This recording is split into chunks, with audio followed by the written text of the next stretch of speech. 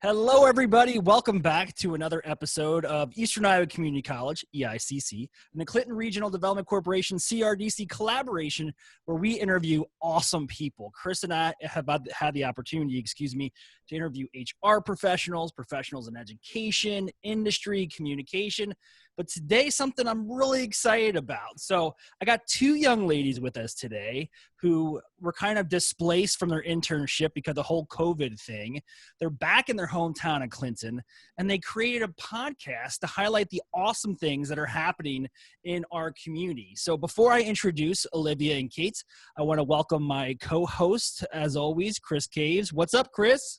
Hey, Andy, I'm doing well today, and this is a special interview. I hope our audience eats these girls up. This is going to be great. You know, Chris, sometimes things bug me. You know me well enough to know that sometimes I just get really passionate about things.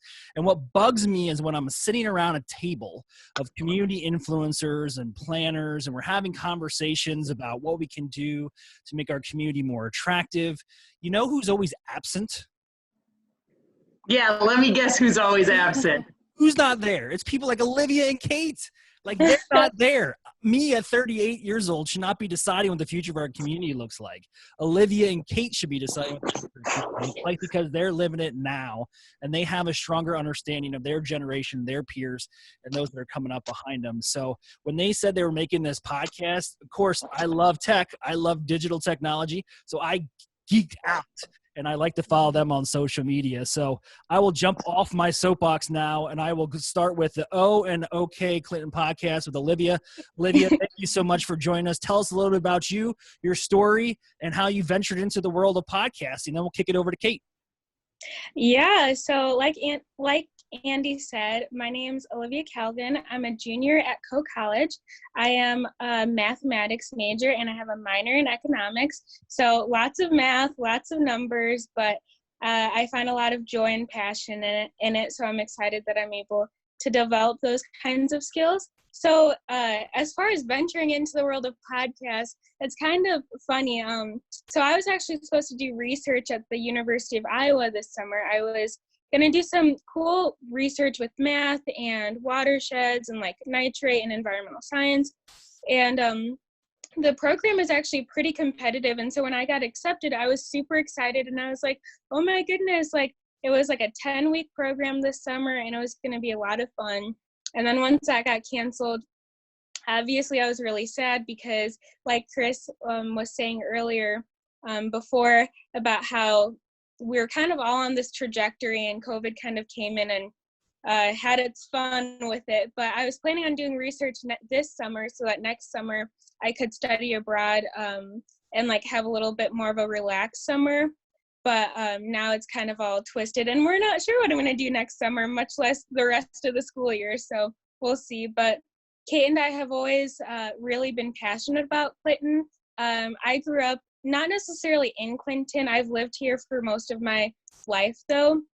And my grandma and family on that side of the family has always lived in Clinton. So if I haven't lived here, I've definitely visited here growing up a lot. And then for the past like 10 or so years, I've called Clinton my permanent home. So yeah, I think we both realized how little we knew about Clinton. And so we're like, let's dig deep and kind of explore our hometown. Now, Olivia, your grandmother has some pretty strong ties to this community. She served a pretty important role. Do you want to reveal what that was? Yeah. So my grandma is Lametta Wynn. She was the mayor here in Clinton for 12 years, and also the first Black female mayor in the state of Iowa. So she definitely is a big reason and why I think it's important to be involved in your community and to just do what you have with what you have and try to make the most of it. Yeah. So your grandmother may not know this, but she was a very influential person in my life and my decision to stay here in Clinton. I first had the opportunity to engage her, and she probably doesn't even remember. It was an event in Wild Rose Casino, and you could just see the passion that she had for this community. And it was great. It was, again, just going back to the pre-show, and I was talking about how you can feel when there's a positive energy in the air. Your grandmother definitely exudes that. So when you see her next, tell her I said thank you. I will. She loves getting those kinds of compliments because, like, you know, you never know how many people you affect until, like, they tell you or, like, it's brought up. And she has a street named after her here in Clinton, so that's always Yes, positive. it's very cool. So I love Meadowwind Drive. yeah. So the K in OK Clinton podcast. Kate, what's up with you? What you've been doing? Hi. Well, I've been podcasting, but I am usually just a student at the University of Iowa. So I'm double majoring in journalism and mass communication and ethics and public policy. So I stay busy with being a student at Iowa, normally full time.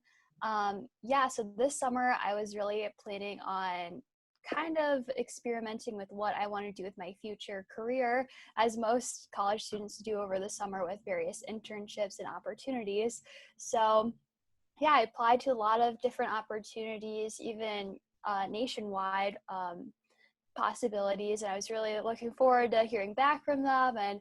But as COVID came, those opportunities dwindled, which understandably so. But yeah, I was definitely saddened by that fact, as most college students are, because internships really do play such an important role these days in figuring out what you want to do and just making those connections that you wouldn't otherwise have.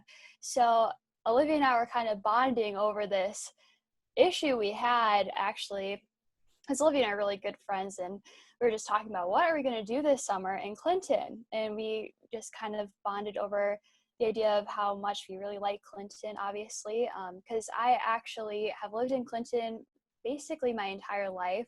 I was born in Iowa City, but I moved here when I was like 4 or 5, so strong ties to Clinton. So yeah, we just wanted to know more about the community, and we want really other people to know more about their community, because that's so important, and it's something that Olivia and I both find so powerful, is when younger people get involved with what they're passionate about. So that's definitely something Olivia and I have been trying to cultivate with our podcast, and we have really had such a fun time meeting people through the interviews and even just learning more about Clinton. So it's been a really, really great project that neither of us saw coming, but we're just really glad it did, because I know I can speak for the both of us that I think we've really grown as just community members, communicators, and one day professionals in whatever our fields may be. So it's been really great. Well, I love your tenacity. I love your drive. There's no doubt you guys are going to be successful. You talked about the disruption and how it affected your internships. Chris, this is something that was kind of personal to you as well with your own children, correct? Yeah, Andy, my daughter's also a college student, and she was going to do an internship at a major company in the Twin Cities this summer. She'd been looking forward to it, as I'm sure Olivia and Kate were, for months, right? And then March 17 hits, and probably 2 weeks later, you get an email that says your internship is canceled. Andy, at first, emotionally, it's a little disappointing, or a lot disappointing, but as a career counselor who works with students to set up work-based learning activities and events, a canceled internship in the life cycle of a college student is significant. As Olivia, I believe, made the comment, establishing a professional network, or I think it was Kate, actually, getting now another summer to figure out, what am I going to be after school? And the one most significant, experience that you can have is to job shadow and intern at an organization where you get a real inside look at the world of work. So I empathize with both of these young women, and I empathize with other students who are watching, Andy. And I know many companies are setting up, virtual internships, but ladies, that just wouldn't have seemed ideal, would it have? No. Not the same. If you have the option to wear shorts or pants because nobody can see you from the waist down, it doesn't count. That's all. Andy, I was just going to, encourage both Kate and Olivia that the fact that you started your own podcast, you're finding a platform and you're exercising your voice, your opinion. Andy and I would both encourage you to maximize that and use your network power of multiplicity by posting this content on your LinkedIn profiles. Building that portfolio of work and obviously connecting with super influencers like Andy and I, we want to be able to help you make connections across the state of Iowa or even beyond. So I hope that you take this experience that you started as almost a hobby and really use it as a platform to build your portfolio on LinkedIn. Yeah, we will definitely do that. Yeah, thank you for saying that. We'll definitely utilize our connections we've made making the podcast. Yeah, it's so interesting utilizing so many like other platforms like LinkedIn and Facebook and doing all of those like steps to not only make our podcast more popular, but for both Olivia and I to make more connections and to expose like our skills and what we're hoping to really gain from this experience. So LinkedIn is definitely something Olivia and I are both kind of getting more used to because as we mentioned, like internships and stuff, you have to be using it. So yeah, I think we've made one post about it. So we'll have to definitely take your advice about posting more on our LinkedIn about our podcast. Yeah, because you guys are risk takers, right? You sort of threw caution to, I mean, I'm not joking. It is a very humbling and intimate experience when you expose your personal beliefs to the world. And you do that through blogging, you do that through podcasting, you do that through your social media posts. It's you, it's the reality. It's when you peel back those layers, and that's types of professionals that people are looking for, employers are looking for, those that are willing to take risks, try new technology, and kind of embrace change. And you've demonstrated that only 3 episodes or 4 episodes deep into the OK Clinton podcast. Again, if you go to facebook.com, you type in OK Clinton podcast. That's OK Oscar Clinton podcast. You can find them and the great little characters that they have done of themselves as well as your cover photo. I appreciate that. So my question to Olivia, if you could close your eyes and envision this community 5 years from now, what would you want to see? What changes would you impose? I mean, to wave that magic wand and make it happen. What does that look like in Olivia's world? I think that Clinton has so much untapped potential. I know that Kate and I have talked a lot about the word potential and how like we both don't necessarily love that word because it kind of makes it sound like, you know, potential is something that's like far out of reach that like you can't really get to. So you just say, oh, they have potential. But I really do believe that Clinton has the positive version of that. We have such a great community and we have so many people that want to see change in Clinton. But I guess if I could say one thing, I would really want to see more of the condensing of Clinton. I think we have a great downtown area, and I think that the more we can kind of bring in businesses and other local people and move them more towards the downtown area, and even start, you know, marketing more of the housing that's available downtown. I think it would be really cool to see a really revitalized downtown and just a city center where people can gather. Like I go to school in Cedar Rapids that has a really nice downtown area, and you see college kids and older people alike just going down there to hang out. And I know Kate lives in Iowa City, going to school at the University of Iowa, and that downtown district is amazing. And I think that there's no reason that Clinton can't have that same kind of vibe also. Yeah, appreciate that. Kate, what do you think? Well, I would echo what Olivia said too. We talk often about what we hope to see in Clinton, honestly. We kind of nerd out about it. But I would say, in addition to what Olivia said, I think really emphasizing and growing upon younger adults, Olivia and I's age, the mid-20-year-olds, like asking what they want to do on the weekends, asking what they want to do during the week, and really trying to capitalize off of their opinions, because I think if we have more organized things to do regularly through the week that people are like, oh, that looks really fun, like let's go join, I think that would give people a better sense of community and grow upon that feeling that Olivia was talking about, to really show that Clinton's like, I wouldn't want to say like nightlife, just life in general in Clinton is fun. People want to do stuff. They want to hang out. They want to make those connections and those relationships. I think having some kind of structure to that would be amazing, because I know that a lot of people our age are really looking for that in a community. And like Olivia said, living in Iowa City and for Olivia in Cedar Rapids, we definitely have that. But I think we're looking for that in Clinton, and seeing what the future can hold in that area, I think has a lot of promise. Chris, what do you think about those responses? Not necessarily just Clinton in general, but Midwest America, small town, growth, the attraction and retention of youth. What do you think about that? You know, I was just telling some people this week, sometimes adults, we all have these great ideas and we want to tell children, not children, young adults, right? We want to tell you our ideas, but you guys have a platform and you're saying this is on our terms, and we want to share Clinton with you on our terms from our perspective. Just last night, my daughter had a friend in from out of town here in the Quad Cities, and they drove around and came back to the house to watch movies in the basement because they're like, there's nothing to do. And I know we're in the middle of a pandemic, but life has not stopped. Andy, can you imagine if these two young ladies took their show and were able to go around and, just like Kate said, almost scripted or mapped out the fun agenda in Clinton during summer of COVID?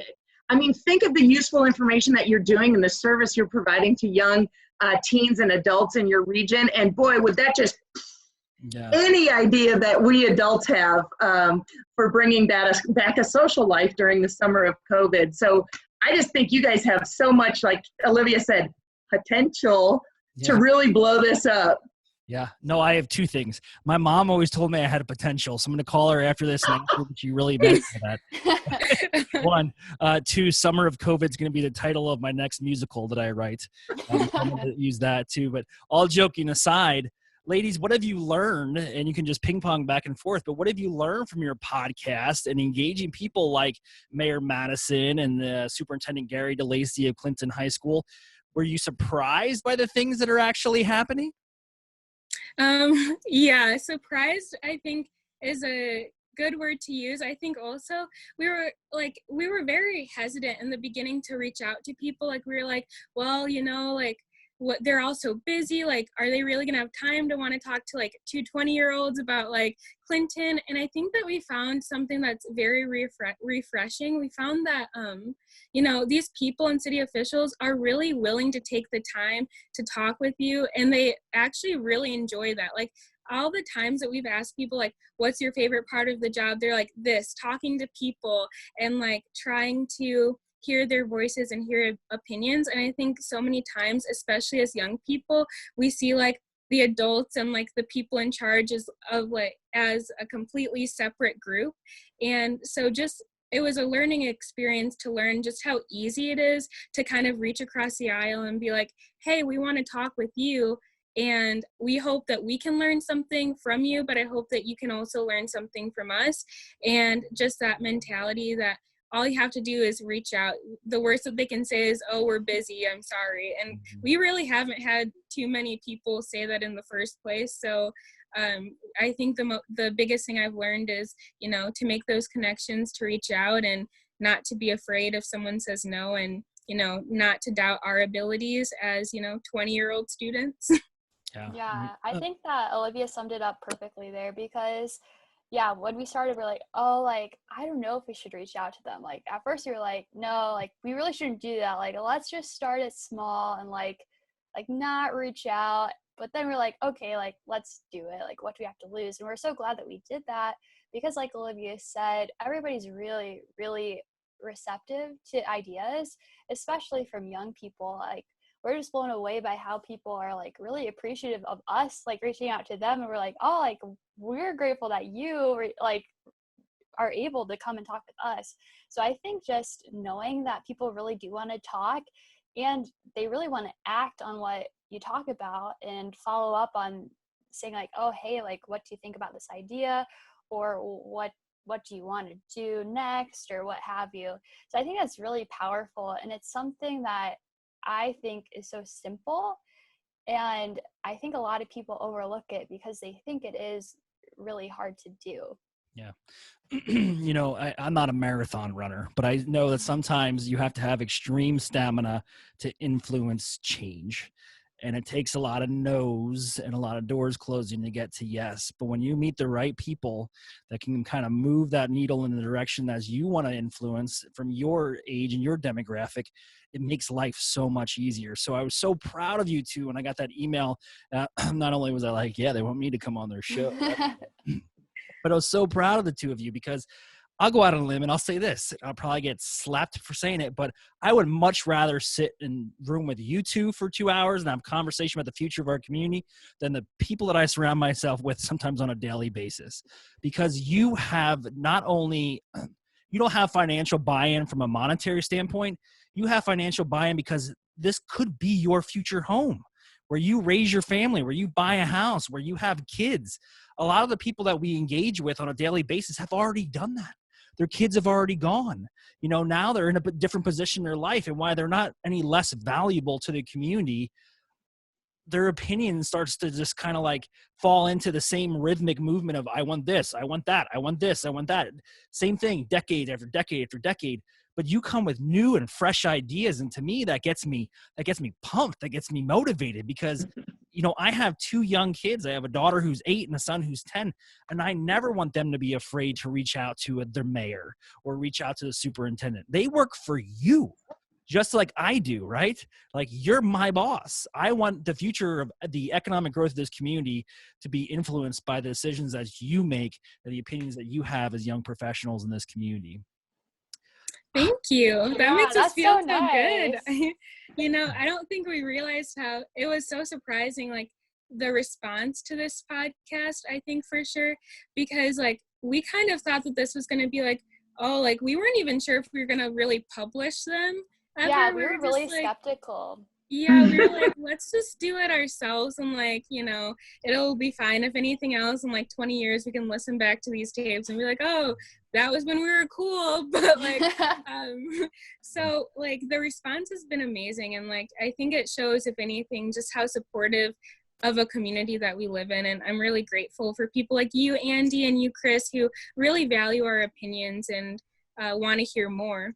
Yeah, Chris and I both have probably opened up our mouths more often than we should have, and it's got us in trouble from time to time. But Chris, she focuses a lot on workforce development. When we talk about workforce development, it's developing future talent pipelines. So Chris, I'm going to punt this over to you, and you can kind of ping these young ladies about what they want to do moving forward in their professional lives and kind of what influences their generation to come and work at a certain business or location. Yeah, you know what, ladies, I would never ask you what you want to be when you want to grow up. I'm going to ask you, what do you want to do? What do you want to fix, right? What are you curious about? So Kate, how would you answer that question? Well, what do you want to do? That's good. I like that question. It doesn't seem as daunting to Nope. answer. But yeah, what I want to do, actually, I love communications and I love being creative and being collaborative. So the 3 C's. I don't know how that will work in a career, but Olivia and I have talked, and I've just really enjoyed doing the podcast work with Olivia. I've really enjoyed working with people, just like talking with people, trying to find solutions in whatever area that may be in an artistic or creative form is really what gets me going. I have so much energy and passion for it that I'm just excited to find a certain outlet to showcase and grow that in. Ideally, I would love to utilize those skills in more artistic ways, so like in theaters or in various companies, like with branding and marketing. But I really like working with people, and especially people who are passionate about what they're doing and advocating for positive change. I know that sounds very vague, and it's like, oh, well, every company should do that. It's like, oh, okay, well, you gotta find a good company that really wants to utilize all those things, and I can really see myself at the table doing that. And also, this is the last thing I'll say. Yeah, I love advocating and educating through those processes too. So I could really see myself in whatever capacity. I don't know how or where or doing what, but educating younger people. I love talking with younger kids, adults, anyone despite their age, but especially younger people, and just really getting them motivated on what makes them passionate, and especially when their passions align with mine, which is more arts related things and arts advocacy. So that was a lot, but that is what I want to do. No, so Kate, that's what you want to do. You want to focus on those keywords that you used: advocating, education, creativity, right? And you're going to search for those on Indeed.com. You're not going to search another creative journalist job title. You're going to search advocate, you're going to search educate, you're going to search art, and you're going to find an opportunity to get started. And then every opportunity after that, you build on it. So never, never define yourself by a job title ever. Just define yourself by those amazing skills that you're demonstrating today and you have in your toolbox. Well, thanks. So That's Kate, good advice. The question then, Kate or Olivia, would be for you, Olivia, instead of asking, what do you want to be? I'm going to ask you the same question. What do you want to do? So I had the great opportunity to internship this whole year, and I still do have the internship technically this summer, but it's just remote. And I work in compensation for a pretty large company in Cedar Rapids. And then the summer previously, I was able to conduct some of my own research. And I think through those experiences and this podcast, it's shown me just how much I love communicating numbers. I love doing the research, and I love doing the hardcore math problems and like figuring them out and really spending time and, you know, trying to analyze how I can do things and how to make them better. But the passion that I really find is in communicating those results with people. You know, I think that sometimes math can be very daunting. People, whenever I tell them I'm a math major, they're like, oh, like usually people don't have the best experience with high school math. That's what I did. Yeah. Ooh, I'm glad there's people like you that exist, because that's not my forte. Yeah, and it's like, it honestly wasn't mine either. Like in high school, I wasn't the best at math. I was pretty okay, I think. But I think I don't necessarily see myself being a teacher in high school math or like middle school, but I do really love communicating results to people. And it's something that I've been able to do through my last couple experiences. And it's something that surprisingly the podcast has allowed us to do too. The platform that we use really allows us to like do analytics and kind of look into that. And so I definitely see my future job, career, path, what have you, involving not only doing the research and the math and the computational, but also doing like analyses and communicating those results with people. That's fantastic. That's fantastic. Basically, you want to try it all out, right? You want to kiss a bunch of frogs before you meet your prince. And it's really how I always tell people, take a job that you love, take a job that you hate. Olivia, they're equally valuable because now you know with more certainty which direction to go in. So Andy, I got to be honest with you, I got great faith in the future of these two young ladies. Oh, I do as well. I hate engaging in the conversation about generational differences, because often it pits one generation against another, and it's often good versus bad. And I see it balances it out, right? You know, when I was growing up, my mom would just yell at me to get off the TV and quit playing video games. This is when Nintendo first came out, right? So I'm yelling at my kids saying, get off the TV and quit playing video games. Get out there and be productive. It's not that much different. It's just about cultivating your passion and applying what excites you. And you girls have been able to do that. And I'm so excited that I have young professionals that we can network with, like Kate and Olivia. This has been an exciting episode for me. One last thing, does either of you want to give a pitch for your podcast? How can we find it? You don't have to live in Clinton to love it. It's great content. Funny you should mention, but as we were doing some of the analytics about like our viewers and stuff, we actually found we have a couple listeners in Ireland. So if any of those are listening, thanks for tuning in. And then we have a couple in Cambodia actually too. Mm-hmm. So very cool. And so no, you do not have to be in Clinton to listen. I think that, you know, the content that we provide could be applicable to people in big cities and small cities alike around the country and around the world. You can find us on Spotify at OK Clinton. Our Facebook page has all of the links to the other streaming platforms such as Apple and a couple other radio streaming platforms too. Yeah, and I guess what people can look for or think about when they listen to our podcast is really our goal is that community engagement within Clinton, especially for people our age. So we're really excited about that, and all the people we interview are really aimed at getting people excited about the community that they're in and just to know more. So really, we'd love to see more people across other communities do the same thing and creating a podcast or creating a platform that does what Olivia and I are really hoping to do with ours. So yeah, we would love for more listeners to check us out and engage in some conversation with us. Well, perfect. Okay, Clinton, you heard it here on whatever our show's called. We still never came up with a name with it. We've been doing it. We don't have a name. We've been doing this now since like the second week of March, but we've never really come up with a name. So it's still exciting stuff. Thank you so much for agreeing to be on the show today. I know Chris and I both enjoyed the conversation. It does really kind of it energizes me, gets me excited about the future. Keep doing what you're doing. Stay awesome. Don't let anybody beat you down.